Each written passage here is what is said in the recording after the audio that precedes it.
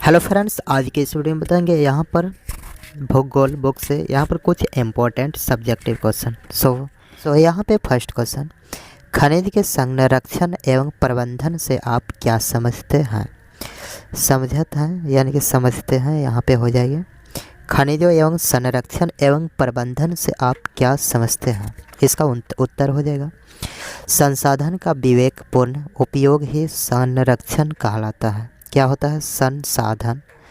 संसाधन का विवेकपूर्ण जो उपयोग होता है वही संरक्षण कहलाता है, क्योंकि किसी भी संसाधन को बनने में लाखों वर्षों का समय लगता है। इसके विपरीत संसाधन प्रबंधन एक जटिल प्रक्रिया है। इस उत्पादन से लेकर उपभोग तक शामिल किया जाता है, यानी कि उसको यूज तक उसको शामिल किया जाता है। तो यहाँ पर दोस्तों खनिजों के संरक्षण एवं प्रबंधन से क्या समझ में आया?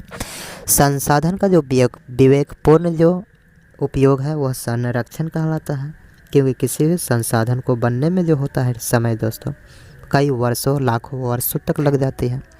तो इस प्रकार समझ सकते हैं। चलिए आगे बढ़ते हैं नेक्स्ट क्वेश्चन। और यहाँ पर दोस्तों क्वेश्चन नंबर 2 है। यहाँ पर क्वेश्चन नंबर 2 है, खनिजों के आर्थिक महत्व का वर्णन करें। यानी कि खनिजों का जो आर्थिक महत्व क्या है उसको वर्णन करना है।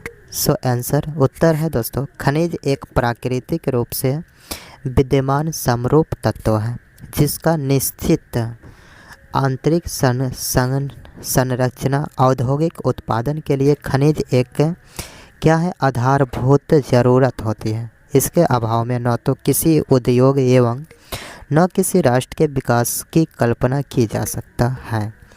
यानी कि यहाँ पर दोस्तों खनिजों किसी भी राष्ट्र का विकास के लिए बहुत ही महत्वपूर्ण अहम भूमिका होती है।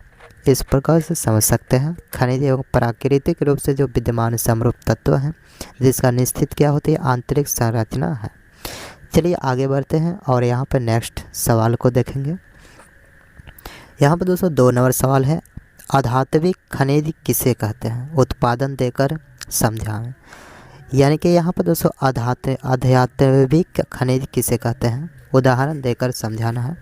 सो एग्जाम्पल है दोस्तों, वो यहाँ पर दोस्तों आंसर है वैसे खनिज जिनमें धातु अंश का अभाव होता है।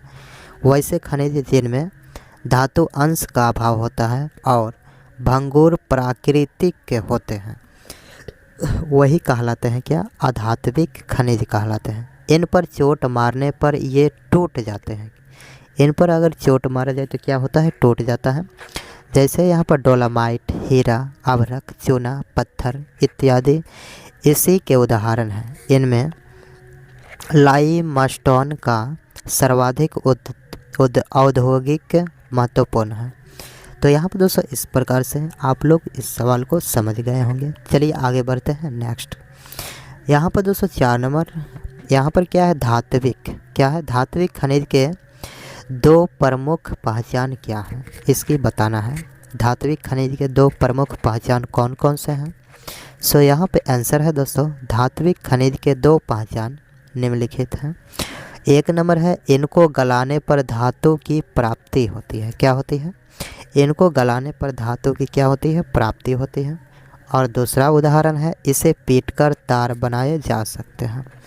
तो ये रहा दोस्तों 2 एग्जाम्पल, आप लोग समझ गए होंगे। चलिए आगे बढ़ते हैं और यहाँ पर दोस्तों नेक्स्ट है 5 नंबर क्वेश्चन, खनिजों की विशेषताओं का उल्लेख कीजिए। खनिजों की कौन कौन सी विशेषताएं होती है, क्या होती है उसकी विशेषताएं, चलिए उसको यहाँ पर इसको उल्लेख करना है। सो यहाँ पर उत्तर है, खनिज सभ्यता संस्कृति के आधार स्तंभ है। क्या है? तो संस्कृति के क्या है, आधार स्तंभ है। इनके बगैर उद्योगों का विकास नहीं किया जा सकता है। चट्टानों के निर्माण में इनकी भूमिका होती है। 2000 से भी अधिक खनिजों की पहचान हो चुकी है, पर इनमें 30 खनिज का आर्थिक दृष्टि से विशेष महत्व है। धातु के उपलब्धता के आधार पर खनिज 2 प्रकार के होते हैं।